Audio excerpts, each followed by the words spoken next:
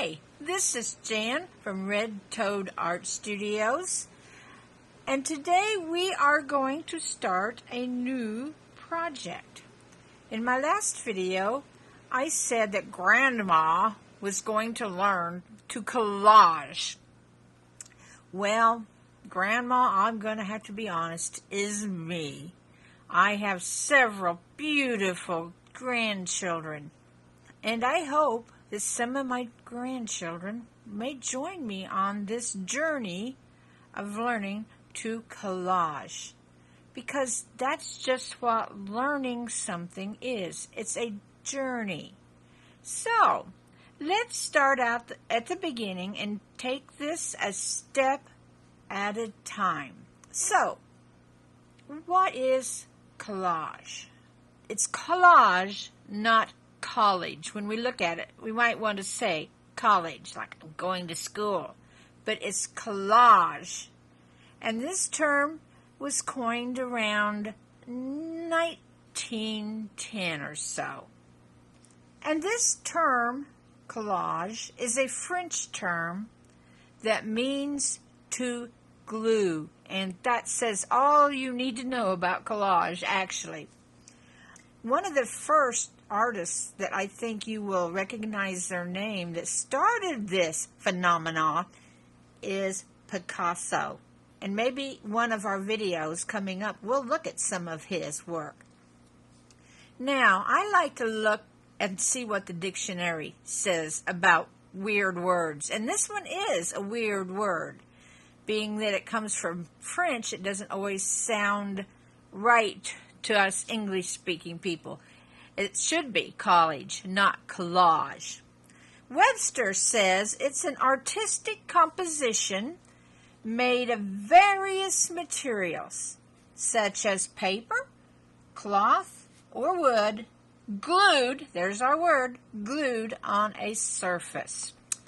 Well, I found another definition where it's more arty. Their definition was collage is an art form that is made up of overlapping pieces of material, such as photographs, fabric, colored and textured paper, and other types of mixed media. The process focuses on this act of selecting materials and cutting them into the desired shape before arranging them, and here's the word, pasting them onto the chosen surface. So, with these definitions in mind, it's like having a map in mind. Where are we going when we learn to collage? And have we ever been there before? And you know, to my amazement, when I started looking at my past art projects, I've been there many times and didn't call it collage. And if you're listening to my video, you are probably interested in art of all kinds and tried all kinds of projects, and I bet you've been there before. If you've been making glue books, I know that's so popular, or mixed media art journals, you've probably already been making collages, and whether you knew it or not. So I went on a hunt for some of my old art projects to see if I have really been there on this journey, and what I found surprised me. This is one of my favorite pieces. I made this years ago. This was done on a piece of canvas.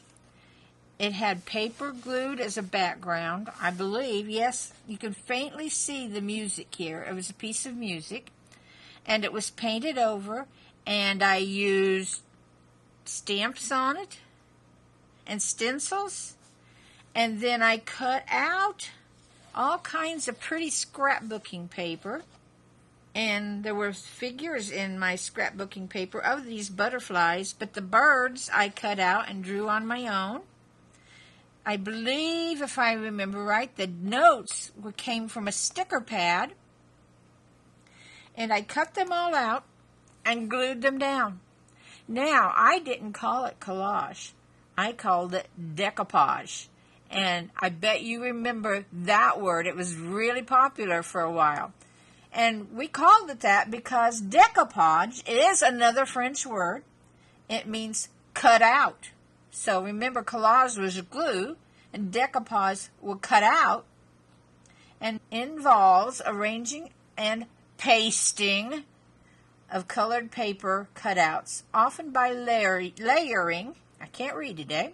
Often by layering to create an image. It is then sealed with varnish. And that's the difference. Several of my art pieces I sealed with Mod Podge. I'm sure we're all familiar with that. And I called it decoupage. I never thought about the fact that I was making a collage. This was one of my first ones. Here's another one I made, and it's another one of my favorites. It's just for fun. It's a giraffe. He's got a monocle on. I think that's what that is, with gears, a feather in his hat, a pipe in his mouth. But it is glued on top of a backing of newspaper, and again, a canvas. And I kept digging. I had done more than I realized. Now here's a couple I didn't care for how it turned out, although I think it could be made cute. I had a flamingo, and you know how flamingos always stand on one leg? The wording in it was, when in doubt, stand on one leg. And I put little flamingo prints. And this is a dictionary page it was glued to, and the word flamingo was circled. So this was again a collage on canvas. I did quite a bit of on canvas work at the time. Now, I liked the idea of this one, but I don't like the way it turned out. I tried collaging, at the time decoupaging, something on tin foil. And I don't think I like the way it turned out. It might work in some things, but it didn't, I don't know, it didn't quite work for me. I had a bee and a bee happy. But again, it was another thing I did. Now, all of these patterns and pictures I've just showed you, I think I'll be putting the patterns up for them in some of our future videos. Now, collages don't have to be on canvas. They don't have to be a certain size. They can be on any size and on anything. Here's some small ones I made. Again, I wasn't thinking of these as collages. I was thinking them as decoupage because I decoupaged over these. These were done on flashcards. Made a beautiful size for this little guy. And these words are dazzling, awesome, tremendous day. Isn't he cute? And this same little guy was done on, again, a flashcard. And he was delicious, awesome, crazy day. Because it was a rainy day. And here is a takeoff on the giraffe one. See, can you see it? Whoops, let me see if I can get it there. It just says, look up, because there may be a tree up there in the corner. It was done on newspaper. This was done on a regular playing card. You can collage on just about anything you want to. Let's see.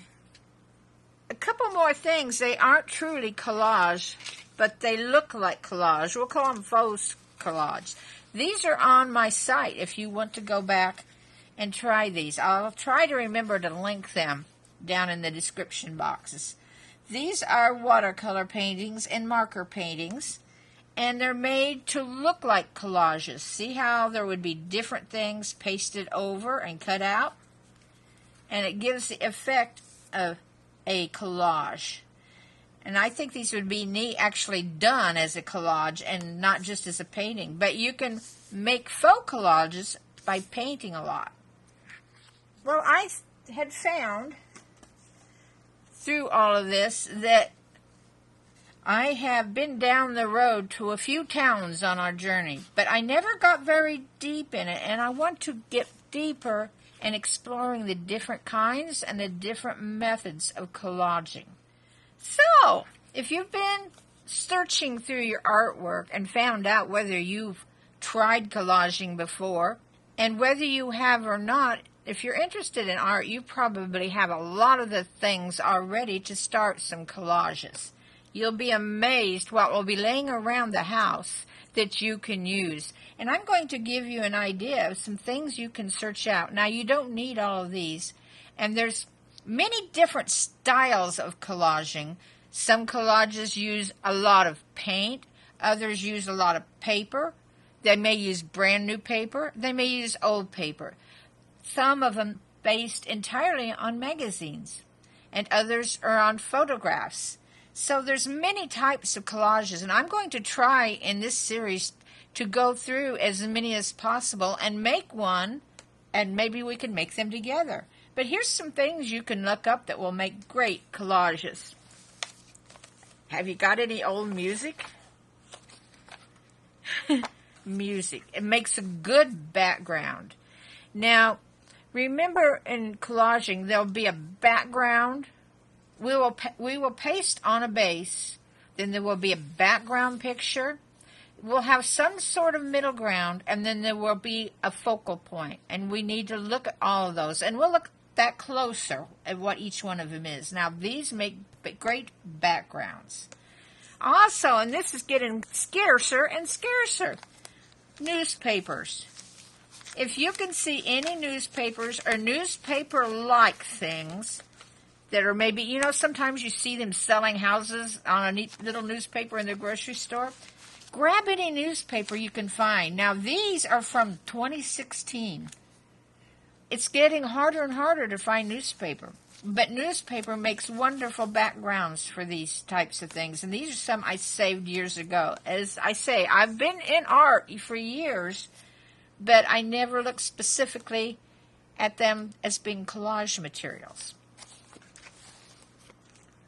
This is another stack of things I had found sorted in my collage material, or in my art materials. This is from a dictionary. This is from an old book. Now, don't you just love the colors in this old paper? What else I got? More old book pages. Different sizes. Oh, and these were front pages and back pages in a book. Aren't those neat? This one had some neat diagrams in it. Oh, that will be wonderful in some collage. I kept these all, but I never really had what I'm going to do with them now in mind. I guess I've been kind of a hoarder of art supplies. But you may have things like this laying around from your past art projects, or you may not have any. And if you don't, that's okay. Just keep an eye out for them now, and you'll be surprised how many things you'll see, even coming through the mail in an advertisement, that will be great for collaging. Let's see what else I can find. Oh my, look at this. Let's look at this at first. Magazines.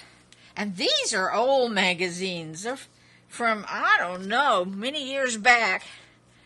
I don't have many magazines. We've made a move lately with, well, seems like lately. It was probably 4 years ago when I cleared out all the things like old magazines. I wish I had some of them now, but I did keep a few, and I have kept a few pages of those magazines. So magazines, they're a great source for collage material.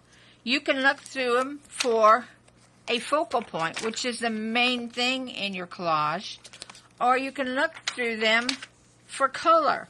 You can cut out colors, bits and pieces of colors, for beautiful collages. Look at these watches. There's very neat things in these bridal magazines. A lot of my pictures that I have, another great thing to, if you can find them, is photography magazines. Some of these pictures came from photography magazines. Look at these beautiful fish. Won't these be interesting in a collage? That squirrel.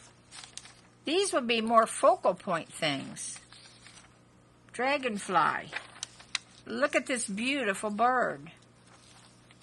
And then this came out of, I don't know, I think a craft magazine, but won't he be funny to be in one of my collages? And I saw this one in my stash of pages.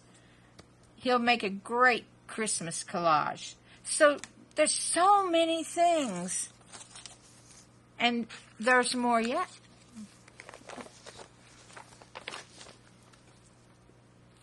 Have you been into scrapbooking? Scrapbooking paper. There's paper of all sizes. There's these little 6x6 paper pads. You can get them up to 12 by 12, and I have a stack of them because I'm a scrapbooker, and I'm trying to scrapbook my family history. So I have all kinds of scrapbooking paper that I can use for things like backgrounds. Now, this one doesn't have one where I can see cut out for a focal point, but many of them do. Let's see, what else? This is something we use in scrapbooking a lot, is stickers. Look at these beautiful stickers. You can buy this book on Amazon, and you can probably find them in a lot of your bookstores.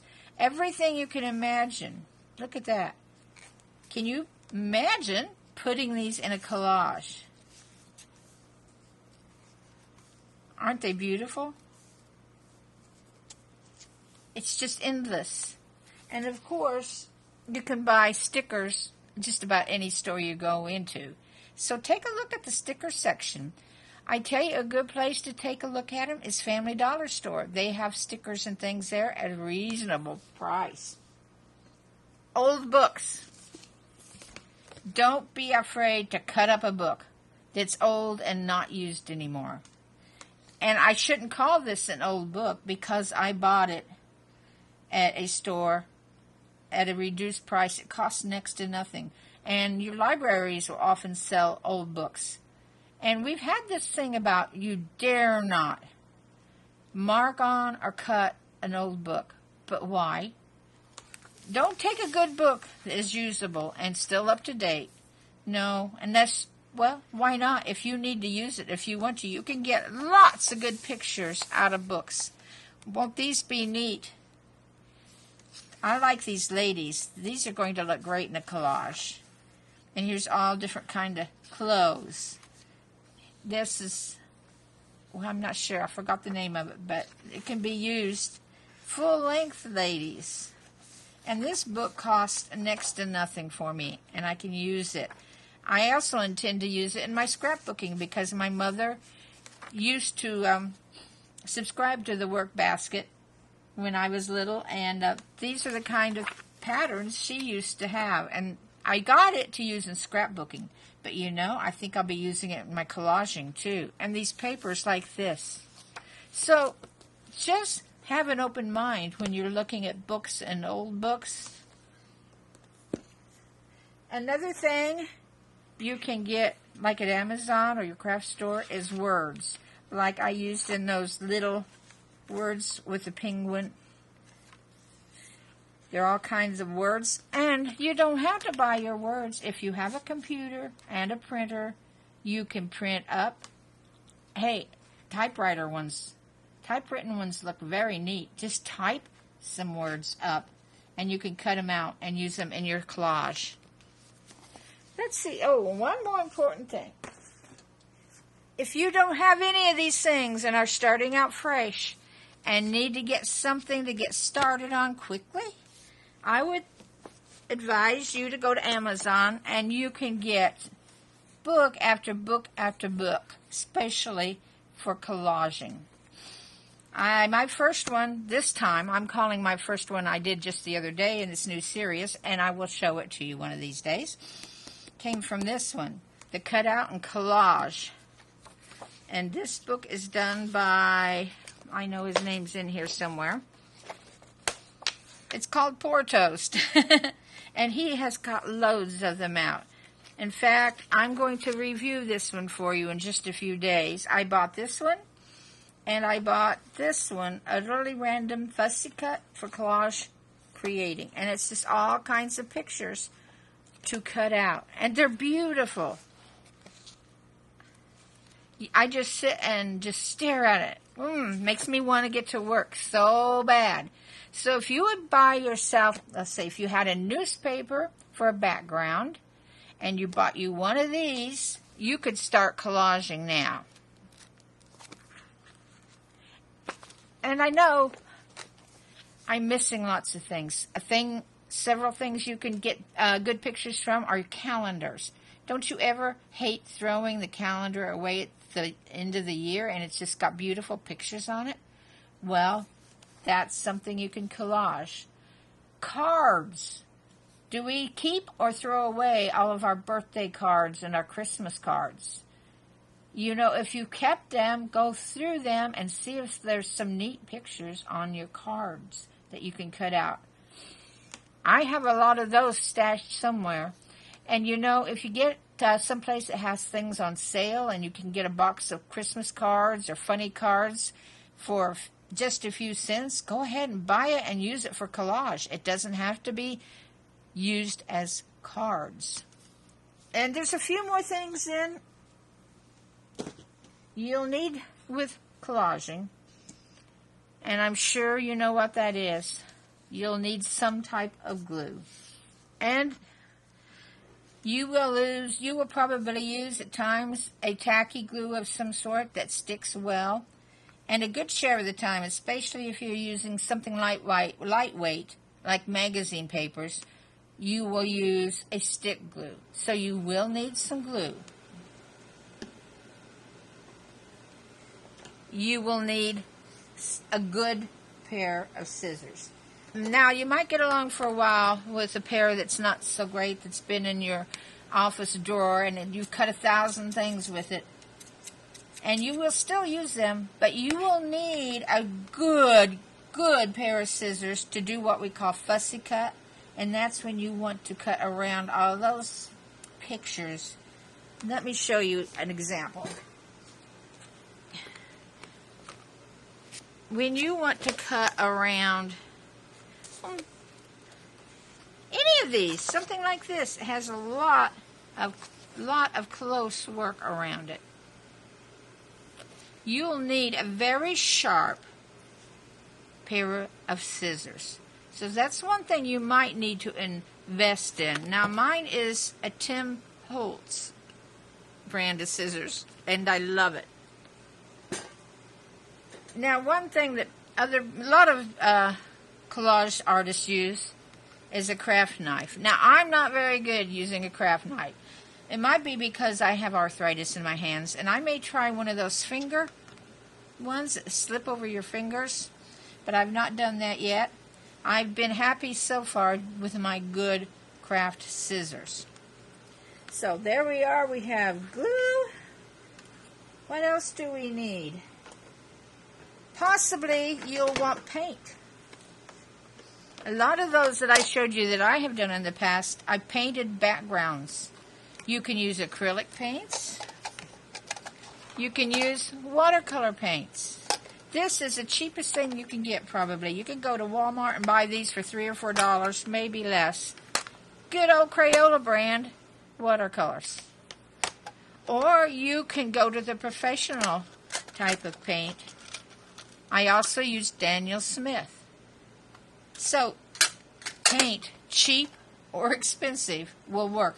I will say go for the cheaper ones because you can really slap it on big pieces of paper and make your own paper for collaging and not feel guilty if you're using the cheaper kind. Let's see. Ink pads is a good idea with a dauber. Now, I use this all the time in my scrapbook to go around edges of things. In fact, that's what I use it for, or will be using it for, in collaging. When you cut out, if you remember, if you've ever done it, there's usually a little white edge that shows at the edge of all your pictures. And you can rub this, dab it on it, and get rid of that white edge. And it really makes a big difference in the way your picture looks. I use a distress ink called Vintage Photo. I love this. But you don't have to do that. You don't have to do most of this. If you have glue and a pair of scissors, you can start. It's fun to have, well, here's a stamp pad. It's fun to have a stamp pad and different stamps. But again, you don't have to have these. But if you have them, pull them out and use them. Another thing I had in here is stencils. If you're going to use paint and inks in your collages, the stencils are really fun. They make a good, I would say, medium ground. You have a background, and on that background you'll make other designs, and you can make them with paint or ink. Crayons, colored pencils, but it's fun to use stencils. Or stamps.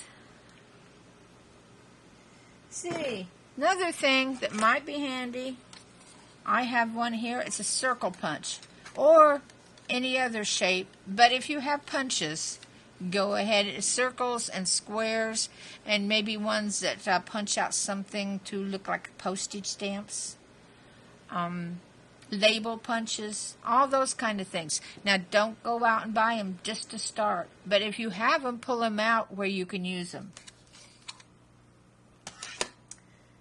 And you will probably need all kinds of pens and markers and colored markers. And let's see, pencils, colored pencils is good. And hey, if all of you got is a crayon, use it. And I had one more thing. Where did it go? Ah, and this won't surprise you. Good old Mod Podge can be used to seal your pictures. A lot of the time when you use magazines and you have 100 pieces on there fit together like a puzzle, they might tend to come up and fray at the edges. You can Mod Podge them or use another sealer that will protect them. And we'll go through all the ways to do that when we actually make Mod Podge pictures in our tutorials. I think that is enough for step 1. Or I should say step 1.5. First, go back in your old art supplies and see if you've already done it. And second, look through your supplies and see what you have to use. And I tell you, I didn't know what I was going to make at first, but I have been so inspired by going through these things that I can't wait to use them. So, I will be doing a video soon on how to fussy cut, because that is not easy, and reviewing our cutout books, because I went through it today. The first time I got it, I was absolutely overwhelmed. This is when I first started to think about collaging. So I ordered me one of those and looked at it, and I was overwhelmed. There were so many beautiful pictures in here. I thought of one, which I'll show you when I do the book. But that's all I could think of. You know, I didn't know how to put it together or think about it. I went through it this morning, which may be for the 3rd time. Do you see all these pins? All of these pictures inspired me to do something. So, and the more you are working in this, the more ideas you get. So, I hope this has inspired you to start collaging with me. And my grandkids, I hope. I haven't introduced it to them yet, but I do a craft class with them, and I think we're going to start doing it. So I hope you're having a good day and can't wait to go look and see what you've got. And I hope you enjoy this journey. I'll say bye-bye for now. Have a good day.